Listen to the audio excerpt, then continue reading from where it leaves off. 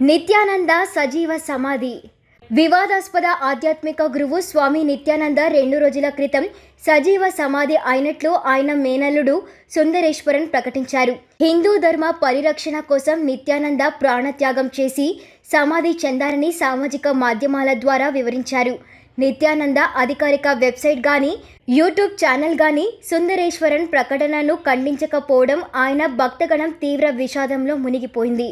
అదే సమయంలో నిత్యానంద వెంకటేశ్వరమూర్తి భావ సమాధి దర్శనం పేరుతో శ్రీవారి వేషంలో ఆయన దర్శనమిస్తున్న ఫోటోలు సామాజిక మాధ్యమంలో వెలువడటం కలకలం రేపుతోంది. కేసుల నుండి తప్పించుకునేందుకే ఈ సజీవ సమాధి ప్రకటన అంటూ నెటిజన్లు దుయ్యబోతూ ఉన్నారు. ప్రపంచవ్యాప్తంగా నిత్యానందకు అభిమానులు, భక్తులు, అనుచరులు పెద్ద సంఖ్యలో ఉన్నారు. తిరువణ్ణామలై, బిడిది, అహ్మదాబాద్ తదితర 41 ప్రాంతాల్లో ఆయనకు ఆశ్రమాలు ఉన్నాయి. 15 ఏళ్ల క్రితం నిత్యానంద ఒక ప్రముఖ నటితో సన్నిహితంగా ఉన్న వీడియో సంచలనం సృష్టించింది. వందలాది మంది మహిళా శిష్యురాలను తప్పుదారి పట్టించడం, మనీ లాండరింగ్కు పాల్పడడంతో పాటు భూ కబ్జాలకు సంబంధించి ఆయనపై పలు ఆరోపణలు కూడా ఉన్నాయి. బెంగళూరు, అహ్మదాబాద్లో మహిళలపై నిత్యానంద అత్యాచారం చేసినట్లు కేసులు నమోదయ్యాయి. ఈ నేపథ్యంలో 2020లో దేశం వదిలిపోయిన నిత్యానంద పెసిఫిక్ దీవుల్లో కైలాస పేరుతో దేశాన్ని ఏర్పాటు చేసుకున్నట్టు ప్రకటించారు.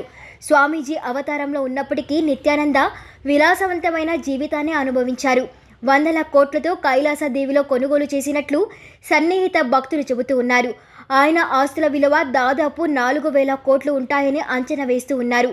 ఇప్పుడు ఆయన మరణించినట్లు వార్తలు వెలువడుతున్న నేపథ్యంలో ఆ ఆస్తులన్నీ ఎవరికి చెందుతాయనే చర్చ కూడా మొదలైంది. సుదీర్ఘ కాలంగా నిత్యానంద శిష్యురాలిగా, భాగస్వామిగా ఉన్న నటి రంజితాకే అవన్నీ చెందుతాయని శిష్యగణం చెబుతూ ఉంది. వాటి నిర్వహణ బాధ్యతలు కూడా చూస్తున్నారని భక్తులు చెబుతూ ఉన్నారు.